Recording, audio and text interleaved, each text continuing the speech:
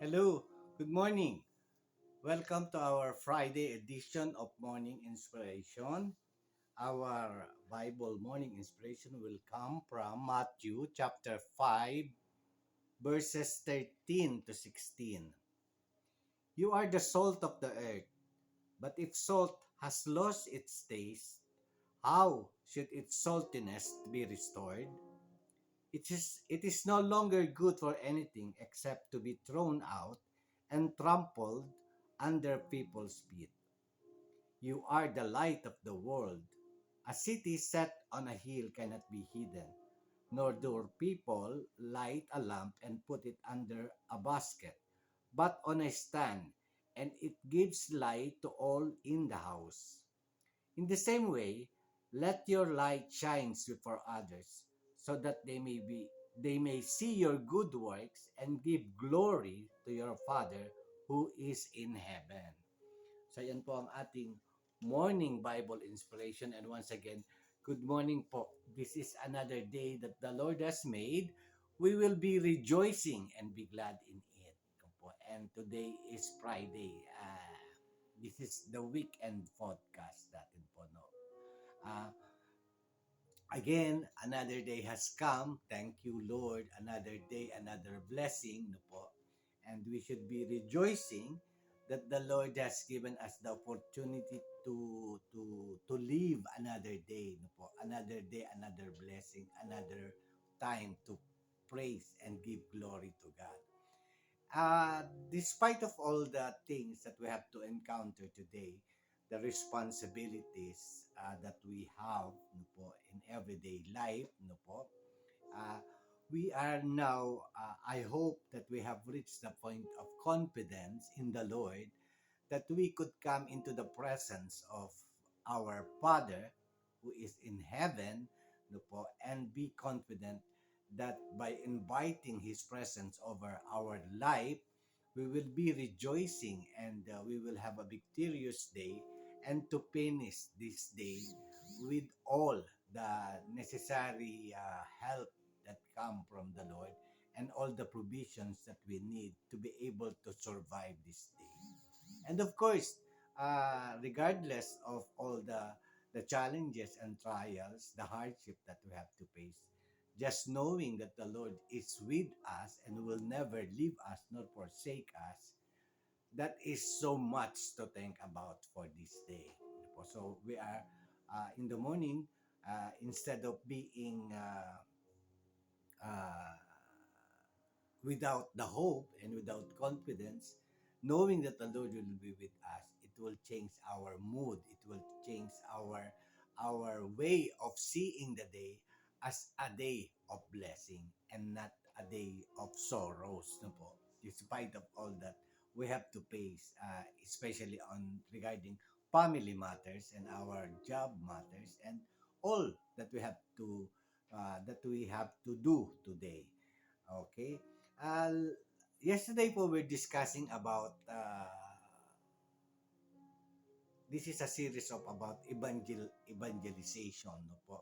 And yesterday we have discussed about that we are like a solar light of the world, that our light as Christians should always be manifesting in our life, that our closeness and our deep relationship with the Lord brings a certain light in our personality, and it becomes our testimony, no po, yung ating relationship with the Lord when we accepted Him as our personal Savior and Lord, and the deeper ways that we have to be able to cultivate a deeper relationship and a personal relationship with the Lord gives us a different kind of light that was being uh, seen by the people around us. And this light should continue to shine because the Lord never ceases, never stop doing His purpose over our lives. So,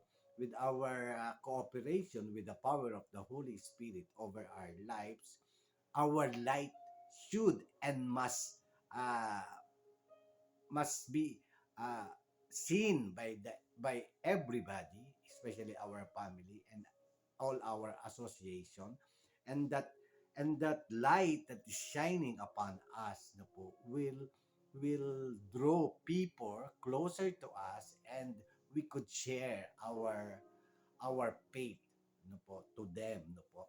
And let us not forget the fact that the Great Commission that was been mandated by the Lord 2,000 years ago with the apostle no po, is so powerful and alive that it was able to reach us no po. The message of salvation and eternal life was being so powerful 2,000 years ago because it was able to reach our present generation. We have received the Lord as our personal Savior and Lord, and now the responsibility was now over our hands to spread this continuously. That is the ministry of the Lord, saving mankind, and it has reached us. That is how it was been so powerful, because this is the will of God over all nation and over all mankind. So we are now talking about being able to be to do the work of the Great Commission as mandated by the Lord 2,000 years ago.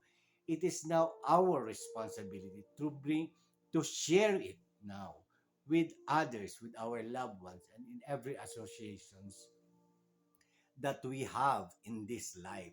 So we are now the front runner in declaring and doing and continuing the ministry of God, which is saving all mankind to our present generation and to other generations to come. So it is now our responsibility. Our life should be a testimony. Our life, our human existence as we receive the Lord as our personal Savior and Lord should be a proof no po, and a testimony no po, and our life becomes an act of our worship to one true God. So when we say testimony, people would see our actions, our deeds no po, that has taken differently from the way we were before when we haven't yet received the Lord as our personal Savior and Lord. And always, and let us always remind ourselves that we should be a new creation when we receive the Lord. And all things have passed away, and behold, new things is doing and is coming on our persona. To po. So, our new persona, when we receive the Lord as personal Savior and Lord, should be a testimony to others so that we can encourage and influence others to come and worship and know our Lord in a personal level and receive the gift of salvation and the free gift of eternal life. No po. So that is the purpose of the Great Commission. No po.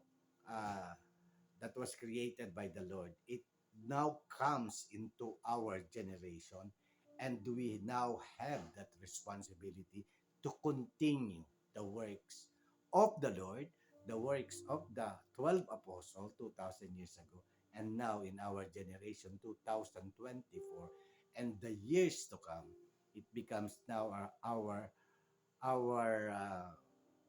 responsibility to help evangelizing the word and to let everyone to meet the Lord in their personal in personal level po. So yesterday we're talking about to become effective for to be used for evangelization. Our life should be a living testimony, and we were being compared to be as the light of the world. Sabi nga po ng title natin kahapon, uh, I was using the the the the normal, kinumpay ko po ito sa solar light, na meaning yung pong solar light sa day it was receiving energy from the sunlight, direct sunlight, and in the evening it produces light without the use of electricity. It has able it was The solar light was able to strengthen or to have an energy out of direct sunlight po. And in the evening during darkness, uh, it is spread out light in the darkness. So na-compare po natin yung as Christians, we are through our relationship with the Lord, uh, we became the light of the world through the darkened place of this world. We should become a light, no po.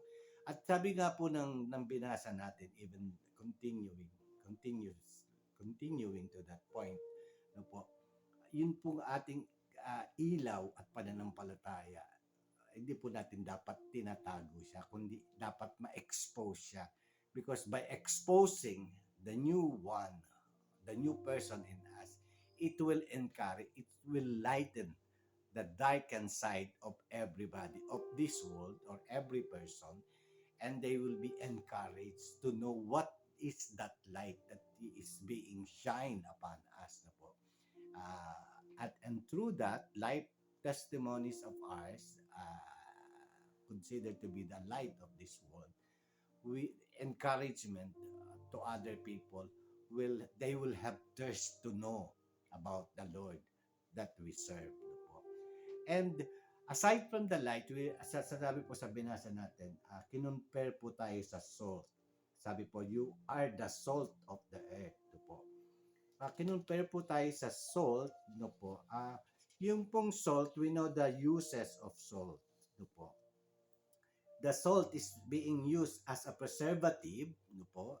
Number one, as a preservative. Number two, as a seasoning agent, no po. And number three, purifying agent. And number four, also salt is being used in the as a fertilizer. It was all, those are the common use of salt, no po. At uh, lalo na po nung Asian time, very important po yung gamit ng salt na po. And the Lord uses the salt in connection of being a believer of Christ. No po. Sinabi po, we are the salt of the earth. Katulad din po ng sinabi niya kahapon dun sa ating message, you are the light of the world. So, yung light po, continuous po yan eh. Continuous po yung light of the world po. Pwede din po natin i-compare yung, i-compare yung light of the world parang sunlight. It always gives light to darken world po. And now we are being compared to as a salt, no po. And the salt uses are preservative, seasoning, purifying, and fertilizing agent, no po. So it preserves, no po. It preserves, no po, yung salt po, yung main purpose niya is to preserve, no po. Salt was used to preserve food from decay, no po. So, yun po. It gives longer life when we use the salt as a preservative. Yung pong tapa natin, di po ba, pag kailangan po gamitan natin siya ng salt para po mag-last siya at hindi agad masira. Lahat po ng karamihan ng ating mga sort of tinatagong pagkain, it contains salt so that it would not be decaying. So it creates more longer life no po pag ginamitan po natin siya ng salt. So it means to say it is a preservative. Nape-preserve niya po yung essence o yung value ng meat o ng mga bagay-bagay na ginagamitan po natin para hindi masira yung mga pagkain natin. So that is one in preservative. Salt was used to preserve food from decay. So similarly, Jesus may be encouraging his followers to act as a preserving influence on the world, counteracting moral decay and corruption. So as Christian po, Jesus is using the salt for us to encourage as Christian that our faith in the Lord, no po, is a preserving influence to the world. The world that is decaying, no po, and we should, as a Christian, we should be counteracting the moral decay and corruption of this world. We know that this world is dying, and most of us, most of the unbelievers, and sometimes even as Christians, we are more inclined, no po, to seek all that this world is giving us. No po? Somehow that is our old self. When we are not yet Christian, we are pursuing everything that this world can give us. But the difference now is when we receive the Lord Jesus Christ, we are now chasing after not of this world, but of God in our lives. Not the purpose of this world, but the purpose, the real purpose and ultimate purpose of God in our life. Do po? So we could see na everything that this world is offering is not doesn't have eternal values. All that we have in this world, all that we pursue in this world, or all that we have now at hand concerning this world, will only be here in this world. After this life, we cannot bring anything of this world that give gave us. Hanggang dito lang po siya. Ano po, hanggang dito lang po siya. So yung hope natin and faith natin should not belong into this world, but our hope and faith should be to our God. Dapat po makita ito ng mundo sa ating pong panibagong buhay bilang isang Kristiyano. We are not chasing this world, but we are chasing God in our life. And that becomes our act of worship, our testimony over our life as Christian. Yung po counteracting moral decay and corruption. We know that everything that we gain out of this world is hanggang dito lamang po yan. No po? Money, fame, fortune, and all the material things that we have. Even po yung mga bags natin, yung pera, yung mga damit, yung mga gamit sa loob ng bahay, hanggang dito lamang po siya. We cannot bring anything of it when we die. No, what we will bring is our soul that would come to the presence of the Lord and be judged. No po? And upon our reporting to the Lord after we die, we will face the Lord, and He will open the book of life. And if we don't belong, and if our name was not found in the book of life, and we will not be accepted in heaven, no po. At and another book will be open, as the revelations have said, and all that we did, all that we do in this earth will be there recorded in another book aside from the book of life. So judgment will come. What we have valued most in our life, no po. Kaya po, uh, we as Christians be uh, should be a preservative influence of the true purpose of God's purpose in our lives. Not of this world, but the eternal purpose of God, that we could be with Him in heaven. So first and foremost, we accepted the Lord Jesus Christ. It's important to share it with others. No po?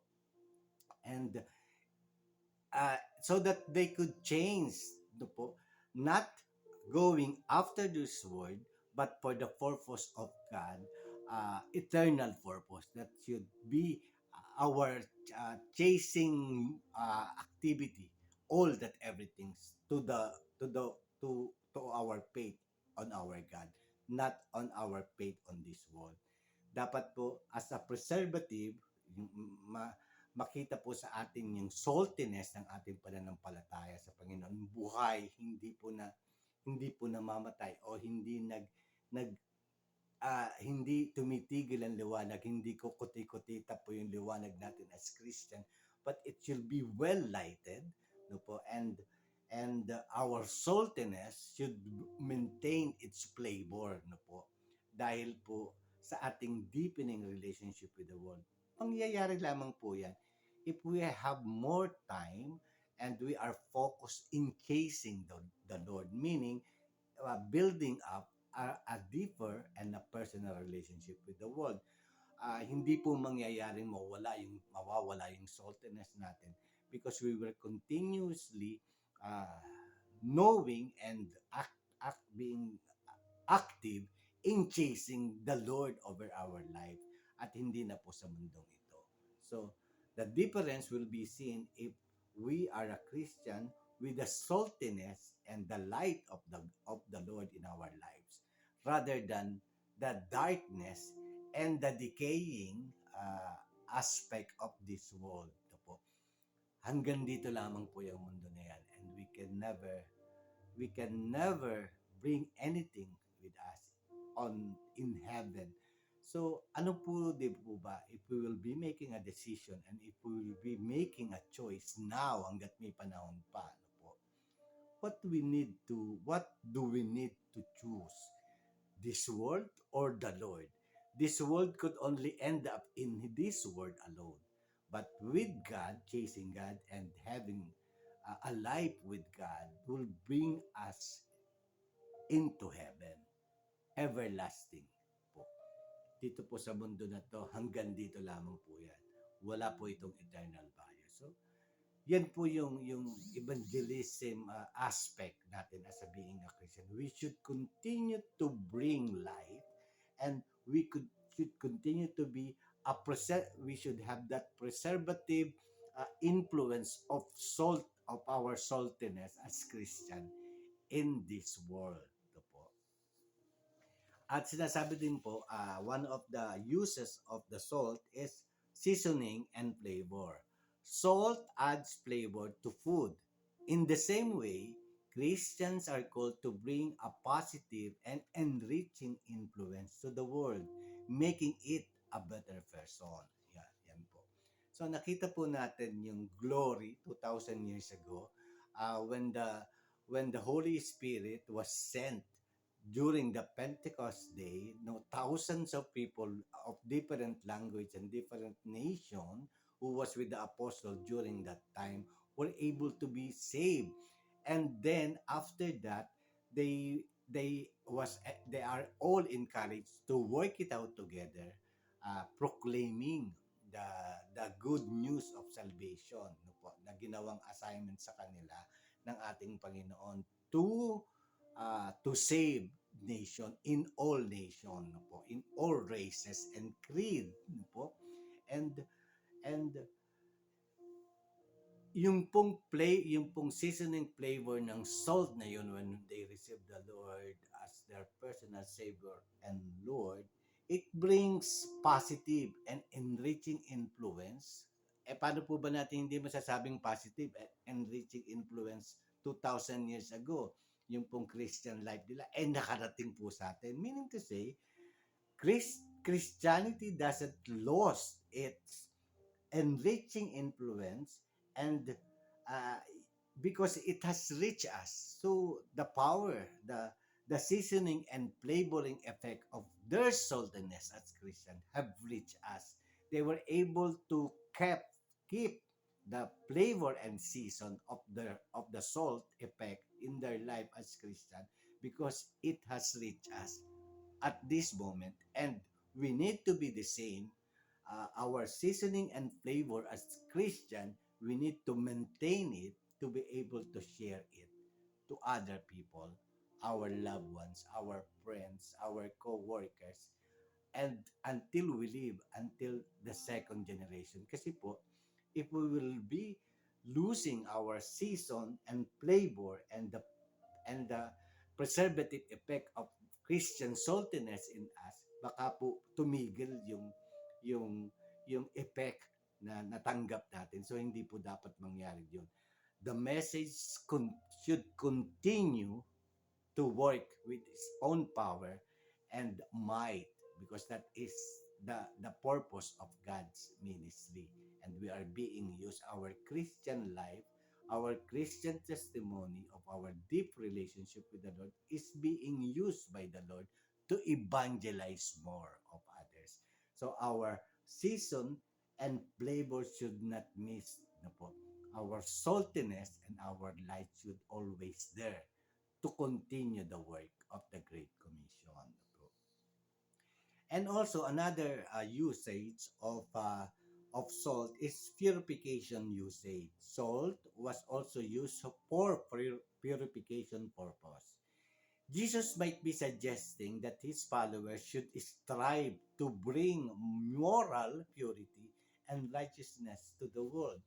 So, yun nga po. So, ang sinasabi, purification process. Salt has purification process. As Christian, no po, definitely po darating at darating ang time when distinction of our faith in God and other people over their inclination to this world would would would be seen, no po.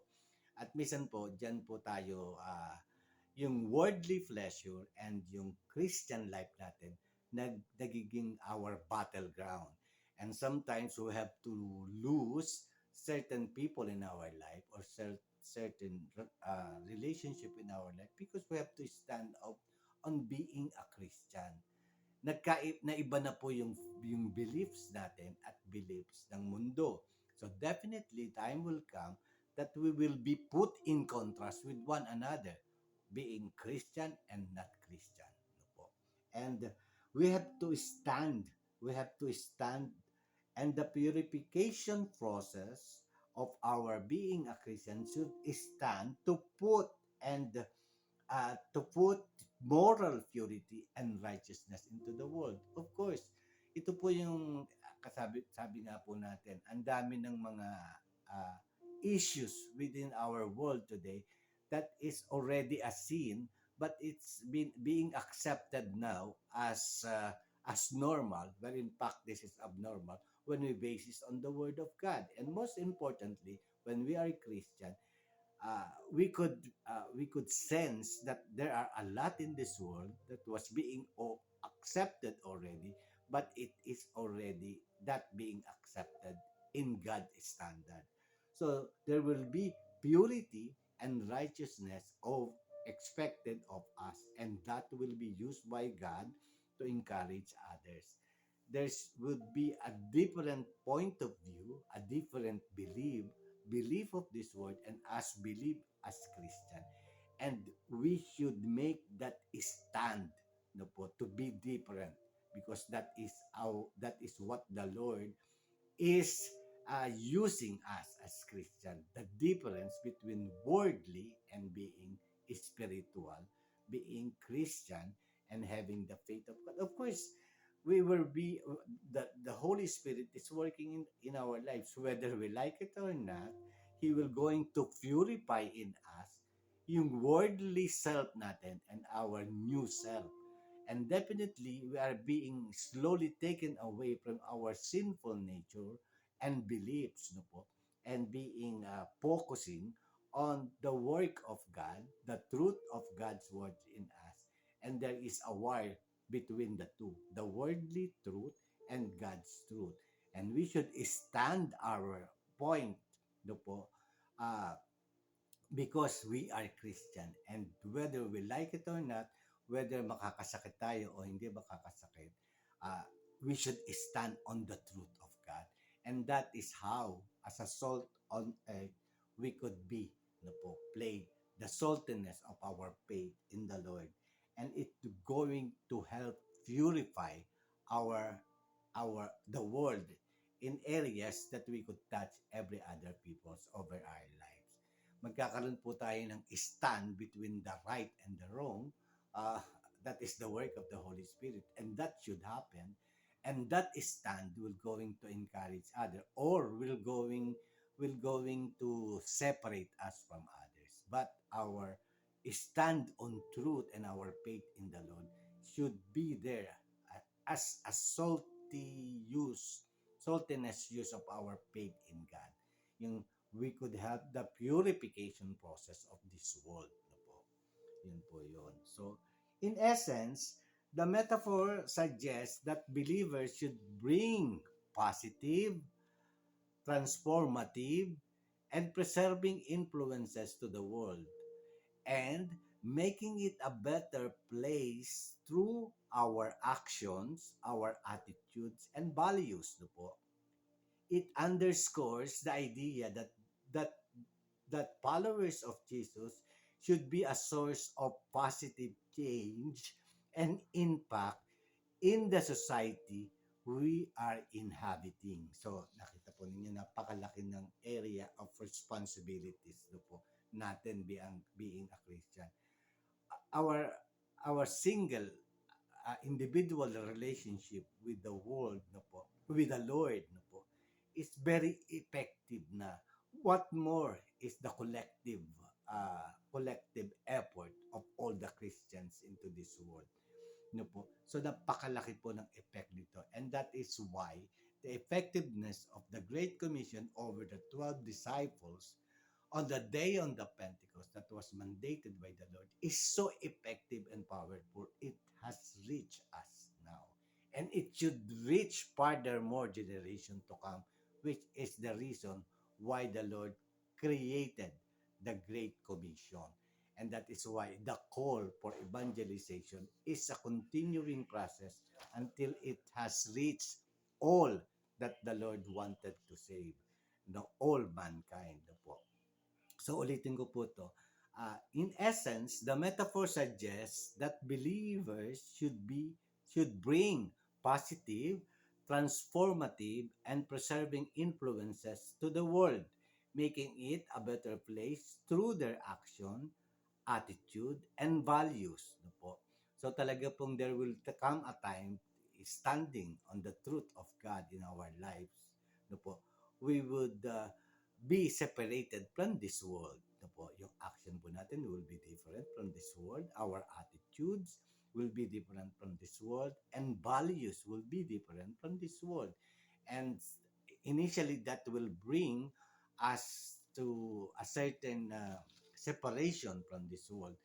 But the separation should not be uh, uh, a point of our non-interaction with non-believers. It should be the point of our interaction with believers, continued interaction of believers. Because remember, our differences should not be our point of not performing as job to evangelize the world, but they are actually our mission. So there will come a time, a point and time that our difference will be taken away, and when we manage to share our faith no po, and through the power of the Holy Spirit that is working in us every time that we share the good news of salvation and eternal life, the power of God will be the one working, not us. So we don't have to be afraid, no po. We just have to have an answer over the difference between the world and us. But the power, no po, does not belong to us. The power of the Lord will work it out through the power of the Holy Spirit to convict those who are not yet in Christ. Wala po sa atin ang power na yan. No po? Although the Lord will be using us, no po, but the power is with the Lord to convict our friends and our relatives to to receive eternal life and the gift of salvation. For us, we should be a good testimony towards our relationship with God, and that the world will be lightened up by our personal and testimonies over our life.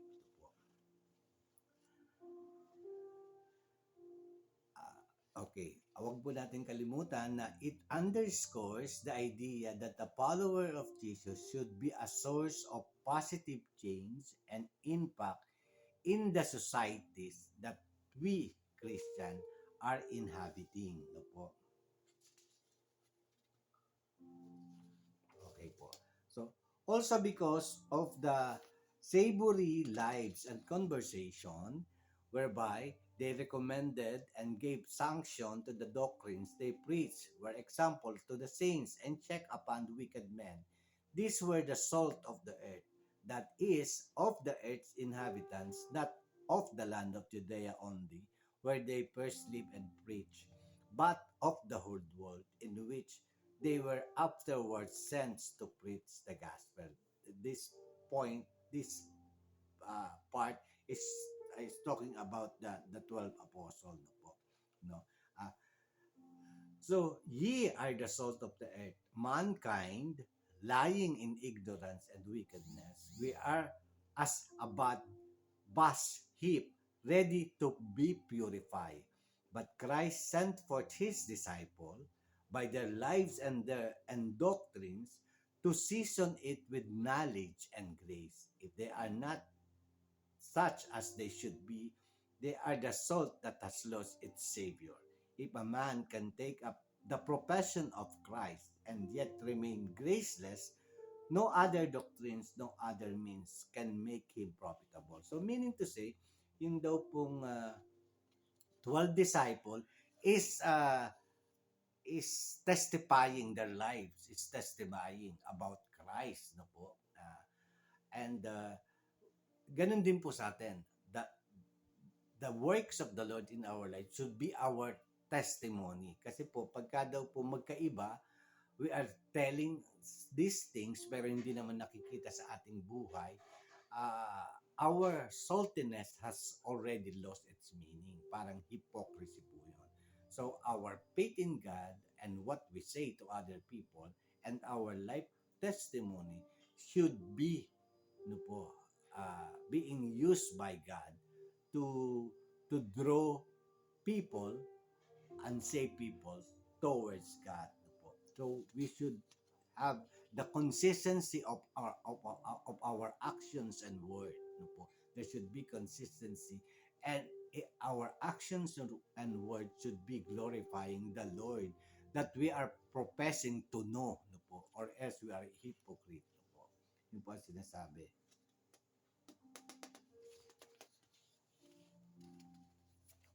Sabi po dito, salt is a unique substance that plays a vital role in our life and health on earth. However, excessive consumption of salt can be dangerous and even deadly. This mineral is present in our blood, sweat, and tears. Insignificance in human civilization can be tracked to the ancient world.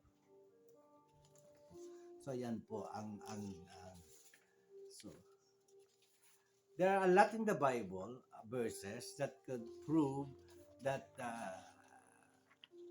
yung saltiness po ng Christian was being called by the Lord. And there are reminder verses in the Bible na testify po dito.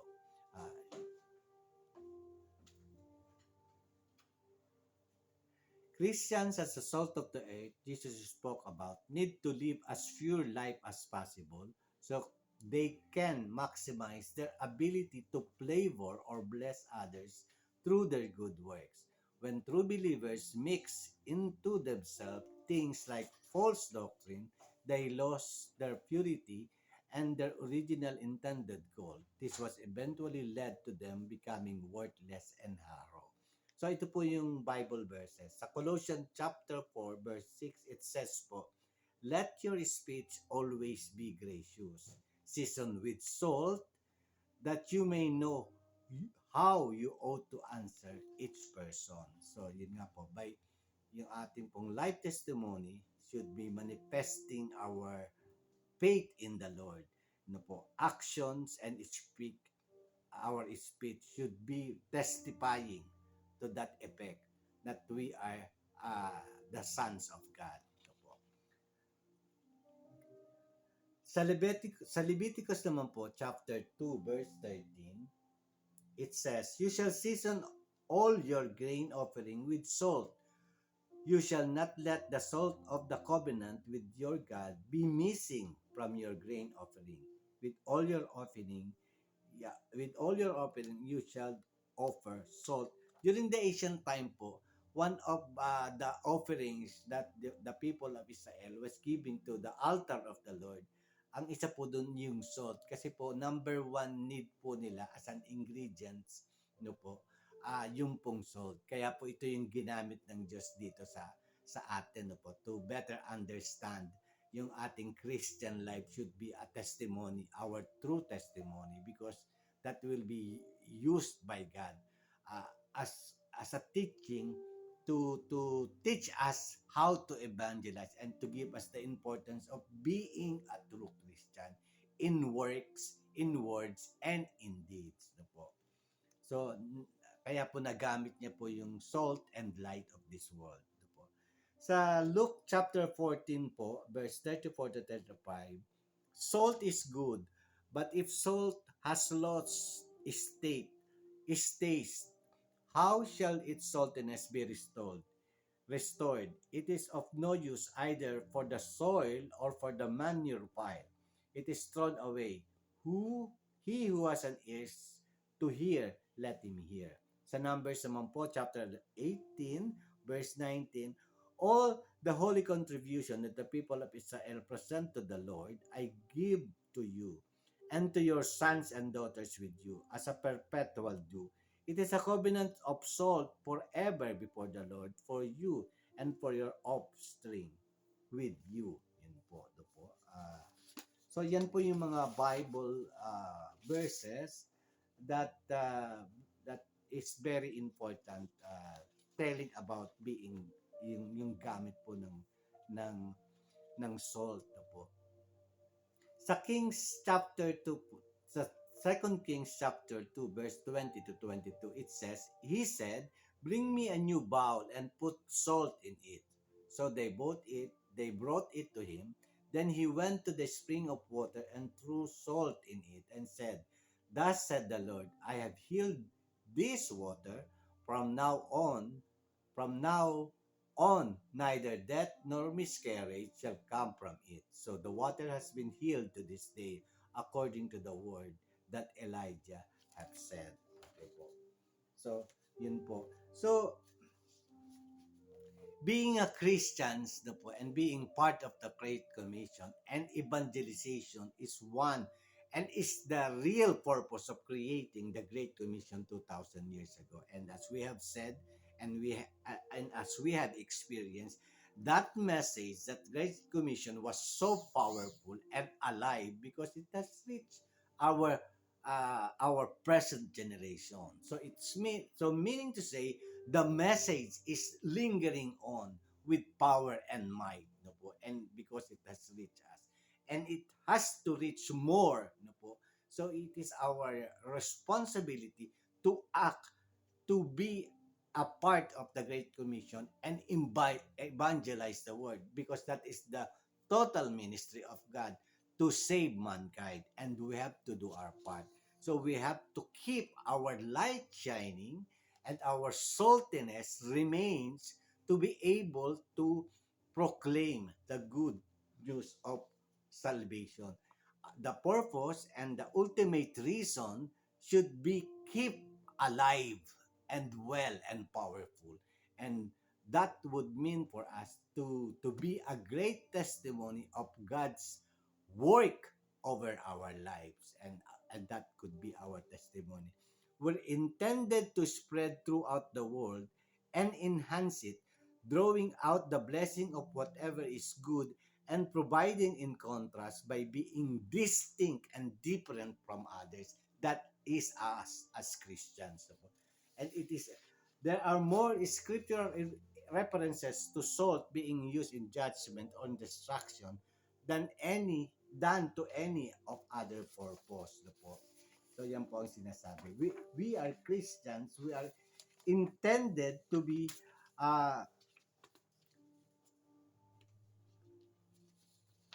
to keep no po the message alive and going, no po. We should be the salt of the earth, so that the essence of our Christian life and the essence of the power of the truth of the gift of salvation and eternal life will continue to flow throughout other generations. So we are all individuals or group of individuals considered as representative of the best and noblest element of this society. We are Christian. We should bring the message of salvation and the gift of eternal life to the outmost nation that we could reach, no po. So that is our role as Christian, and uh, doing so, we should be magnifying the Lord in our lives and making the Lord the purpose of our daily life should be chasing the presence of the Lord over our lives. No po. That is us. That is our faith. That is the power of God that we are honoring in our lives. No po. So with that, maraming salamat po sa atin, and as let us continue, let us motivated and continue to be the light of the world and the salt of this world by professing the true essence of our Christian life, and becomes whatever the Lord has done in our life becomes a testimony of our worship of God over our lives. Maraming salamat po sa inyo, and happy weekend to everybody. Thank you. God bless.